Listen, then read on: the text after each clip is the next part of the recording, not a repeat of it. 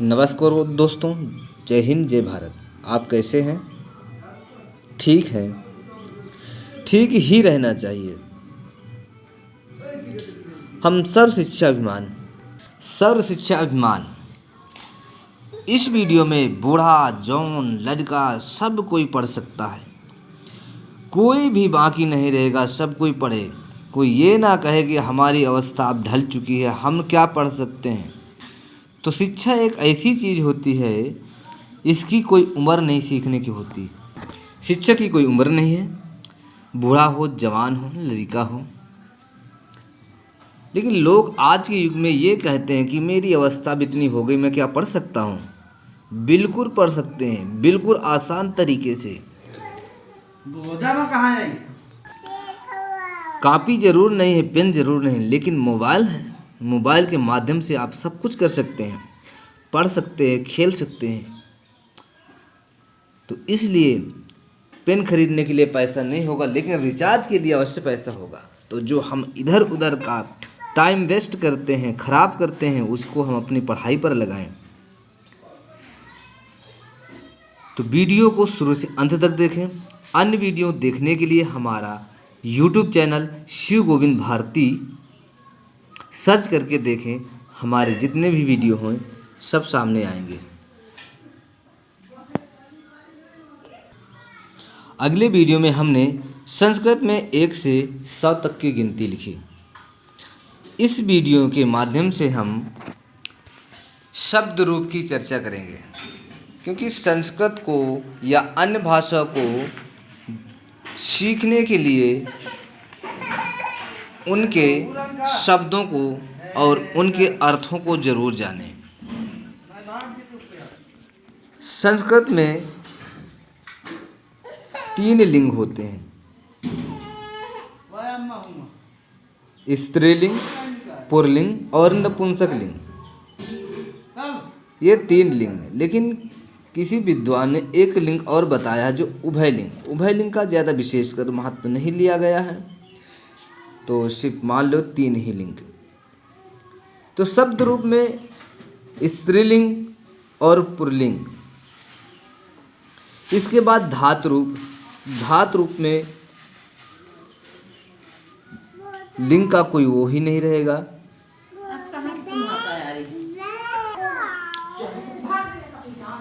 Pulling शब्द रूप में जिसे हम कर्ता कहते हैं, लेकिन शब्द रूप है संस्कृत में, हिंदी में कर्ता।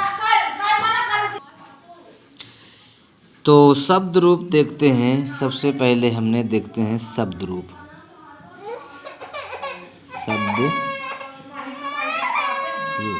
शब्द रूप होंगे किसके? पुल्लिंग में।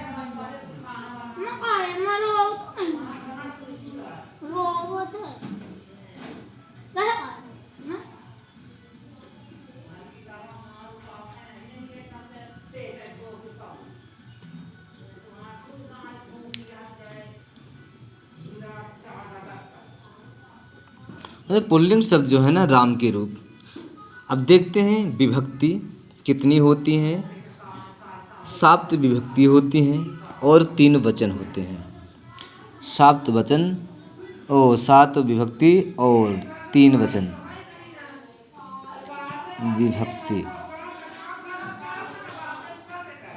विभक्ति वचन है एक वचन,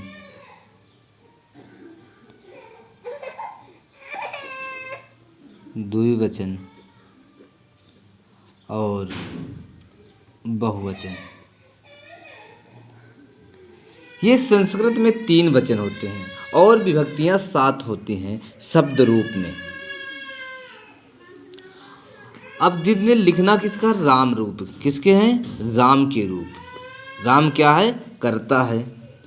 तो राम के रूप है प्रथमा विभक्ति। क्या करते हैं? प्रथमा विभक्ति। जब राम के रूप लिखेंगे एक वचन में तो लिखेंगे रामः, और जब इसी राम को द्विवचन में लिखेंगे तो रामौ। इसके बाद जब इसको बहुवचन में लिखेंगे तो लिखेंगे रामाः। क्या लिखेंगे? रामाः। दिख रहा है? रामाः। इसके बाद हम द्वितीय विभक्ति लिखते हैं। द्वितीय विभक्ति क्या लिखते हैं? द्वितीय विभक्ति में क्या लिखेंगे? रामम। एक वचन में क्या लिखेंगे? रामम। द्विवचन में क्या लिखेंगे? रामौ। द्वितीय विभक्ति द्विवचन रामौ और द्वितीय विभक्ति बहुवचन में लिखेंगे रामान। क्या लिखेंगे? रामान। इसके बाद तृतीय विभक्ति में आ जाइए। तृतीय विभक्ति में एक वचन में क्या लिखा जाएगा? राम रूप को रामेण। क्या लिखा जाएगा?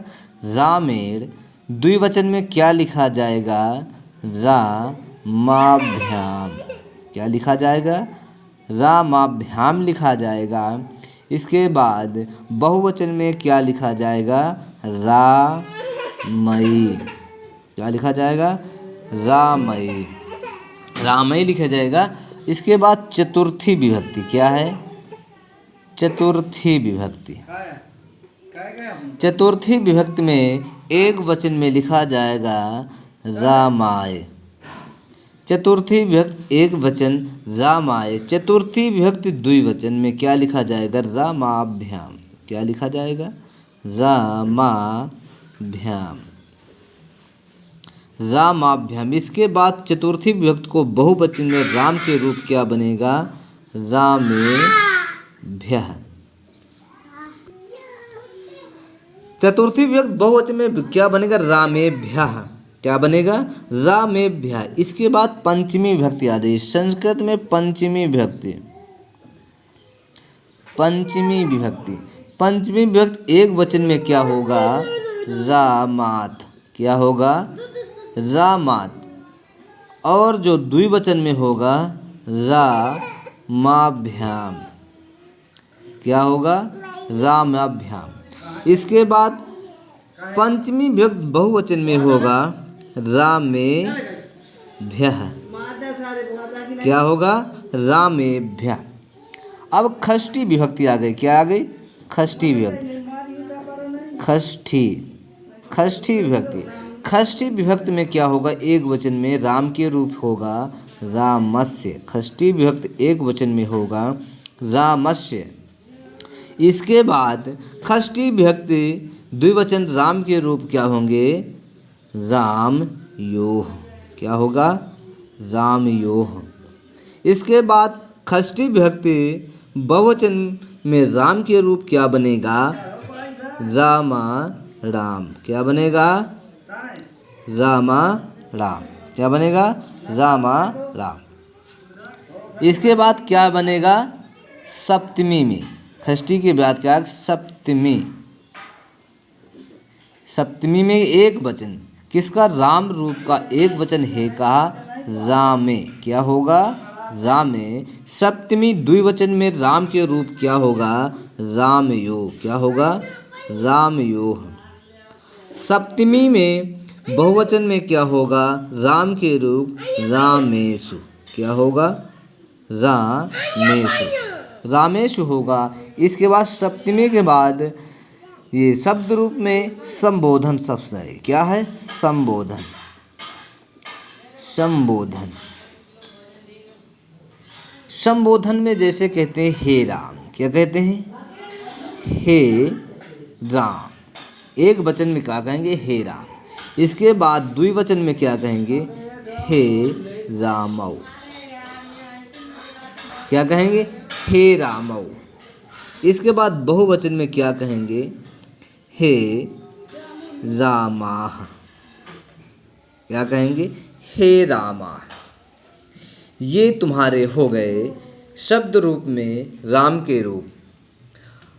अब इसकी विशेषता, विशेष मतलब और रूप किस प्रकार से बना सकते हैं? इसी प्रकार से, किस प्रकार से? जिस प्रकार हमने अभी राम के रूप लिखा और पढ़ा, उसी प्रकार हम अन्य शब्दों के रूप भी इसी प्रकार लिख सकते हैं। जैसे हमने क्या लिखा? सर्प के। विशेष में लिखते हैं। किन किन रूपों को इस तरह हम लिख सकते हैं ये देखते हैं। विशेष में क्या करें, जैसे हमने लिखा सर्प, सर्प है, वक है, वक के साथ भी है मयूर है, मयूर के साथ क्या है, गज है, गज के साथ देव है, देव के साथ समय है, समय के साथ जैसा हमने सुख है, सुख माने जानते हो क्या होता, तोता, सुख, सुख साथ सिंह, क्या है, सिंह, सिंह है। सिंह के बाद छात्र हम लिखते हैं, छात्र का भी राम के ही समान रूप छात्र के बनेंगे। इसके बाद सुत जो होता है, सुत माने पुत्र होता है, सुत के भी राम के ही समान रूप बनेगा। इसके बाद मंत्र है, मंत्र का भी राम के ही समान रूप बनेगा। इसके बाद अश्व देखा होगा, अश्व का भी राम के ही समान बनेगा। जनक, जनक शब्द है, जनक शब्द से राम जैसा ही शब्द रूप बनेगा। पुत्र जो है, पुत्र को भी हमने राम के ही जैसे लिखेंगे। मातुल शब्द है, मातुल मीन्स मामा होता है, मातुल के भी राम जैसे बनेगा। अनुज भाई है, अनुज है, अनुज को भी राम के जैसे ही रूप बनेगा। आदि जो शब्द हैं, आदि जो शब्द हैं, ये सब किसके समान, राम के ही समान, राम के ही रूप जैसे बनेंगे, जैसे बनेंगे। ठीक इसी प्रकार के ये जितने शब्द मैंने लिख दिया है ये राम के ही रूप जैसे बनेंगे। एक शब्द को हम लिख लेते हैं, यह जिसको निकाल लेते हैं, जैसे हमने लिखते हैं सर्प को, सर्प को लेकर कहते हैं प्रथमा में पढ़ेंगे सर्पः, द्वितीया में पढ़ेंगे सर्पौ, और बहुवचन में पढ़ेंगे,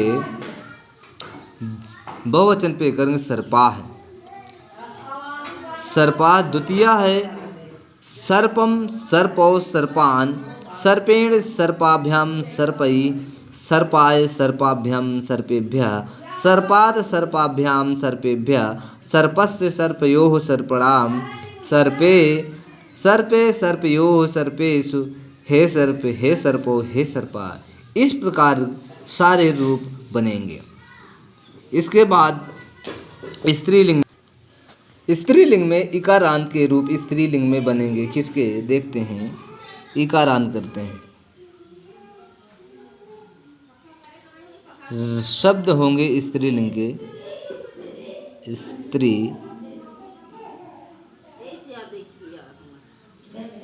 लिंग, स्त्रीलिंग शब्द रूप रमा के,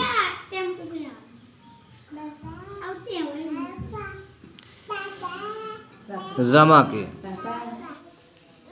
अब उसी प्रकार देखते हैं विभक्ति। सबसे पहले लिखते हैं प्रथमा विभक्ति में, प्रथमा विभक्ति एक वचन किसके हैं, रमा के हैं, तो हमने लिखा रमा। इसके बाद द्विवचन है रमे और बहुवचन है रमाः, क्या है, रमा। इसके बाद प्रथमा के बाद द्वितीया, क्या है, द्वितीया, द्वितीया में होगा रमाम, रमाम के बाद और द्विवचन में होगा रमे और बहुवचन में होगा रमाः, रमाः होगा। इसके बाद फिर देखते हैं तृतीया में क्या होगा, तृतीया, तृतीया में लिखेंगे रमया, क्या लिखेंगे, रमया। रमया लिखेंगे, फिर इसके बाद द्विवचन में लिखेंगे रमाभ्याम। रमाभ्याम क्या लिखेंगे? रमाभ्याम लिखेंगे। बहुवचन में लिखेंगे रमाभि। क्या लिखेंगे? रमाभि। इसके बाद चतुर्थी में लिखेंगे, चतुर्थी विभक्ति एक वचन में लिखा जाएगा रमाय। क्या लिखा जाएगा? रमाय। और द्विवचन में क्या लिखा जाएगा? रमाभ्याम। क्या लिखा जाएगा? रमाभ्याम। क्या लिखा जाएगा? रमाभ्याम। और रमा शब्द को बहुवचन में लिखा जाएगा, चतुर्थी बहुवचन में लिखा जाएगा रमाभि। क्या लिखा जाएगा? रमाभि।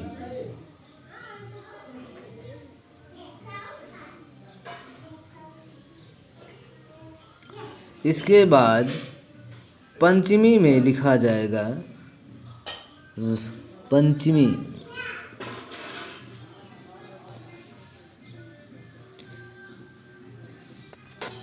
पंचमी एक वचन रमाया।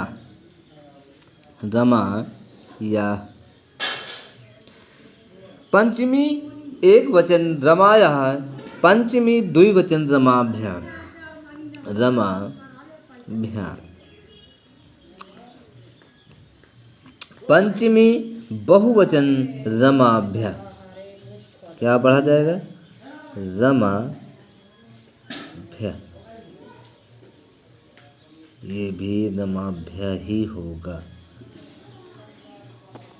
इसके बाद षष्ठी विभक्ति आती है। षष्ठी विभक्ति एक वचन में क्या होगा? रमाया। षष्ठी द्विवचन में होगा रमयो। रमयो। इसके बाद बहुवचन में होगा रमाणाम। क्या होगा? रमाणाम। सप्तमी के बाद वो षष्ठी के बाद सप्तमी आएगा। सप्तमी। सप्तमी के बाद सप्तमी में क्या होगा? एक वचन में होगा रमायाम। क्या होगा? रमायाम। द्विवचन में होगा रमयोः। इसके बाद क्या होगा? बहुवचन में रमासु। क्या होगा? रमासु। संबोधन शब्द आ गया। क्या आ गया? संबोधन। संबोधन। संबोधन में क्या होगा? वही पहले जो राम में था वैसे तो वही होगा। क्या होगा?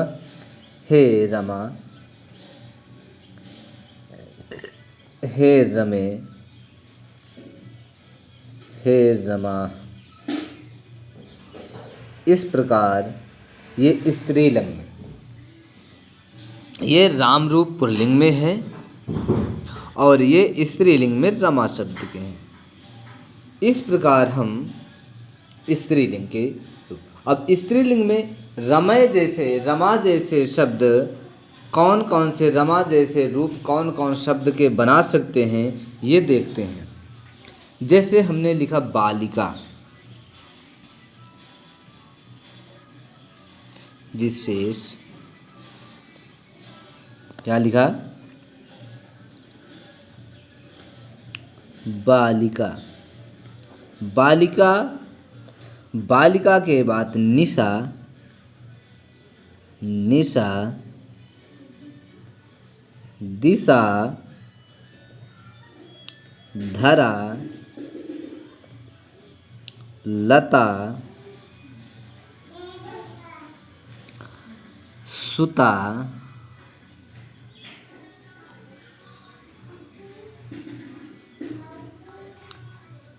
सुता, सीता,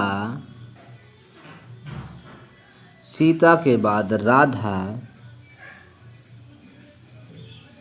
राधा के बाद कृष्णा, कृष्णा, कौशल्या, कौशल्या, ये सारे जो हैं रमा के ही समान बनेंगे। क्या बनेंगे? ये सारे सब इसी प्रकार बनेंगे, रमा के प्रकार के रमा जैसे ही इसी प्रकार शब्द बनेंगे। जिस प्रकार ऊपर रमा शब्द लिखा हुआ है इसी प्रकार के ये बनेंगे। जैसे हम एक बता कर कहते हैं, किसको लेते हैं? राधा को ले लेते हैं। राधा को, राधा राधे राधा, राधा राधाम राधे राधा, राधया राधाभ्याम राधभी राधाभी, राधयै राधाभ्याम राधभ्य, राधयाः राधाभ्याम राधाभ्यः, राधयाः राधयोः राधाराम, राधायाम राधयोः राधासु, हे राधा हे राधे हे राधा। इस प्रकार करके हम सारे शब्दों के रूप बना सकते हैं। बहुत ढेर सारे शब्द के रूप बनेंगे, आप इसी प्रकार करके बना सकते हैं। इसके बाद अगले वीडियो में हम आपको शब्द के जगह धातु रूप को लेकर आएंगे। तो यहीं पर अपने वीडियो को रोकते हैं। जय हिंद, जय भारत। हाँ, यदि हमारा चैनल आपने सब्सक्राइब नहीं किया है तो सब्सक्राइब कर लीजिए और बेल आइकन घंटी को ज़रूर दबाएं, जिससे जो भी हम वीडियो डालेंगे वो वीडियो सबसे पहले आप तक पहुंच सके। हमारे वीडियो को लाइक और अपने दोस्तों तक शेयर करें, क्योंकि ये सर्व शिक्षा अभियान है। सब पढ़ें और सब बढ़ें। बूढ़ा, जवान, बच्चा, सबके हित के लिए ये वीडियो बना हुआ है। तो अगले वीडियो में मिलते हैं। जय हिंद, जय भारत।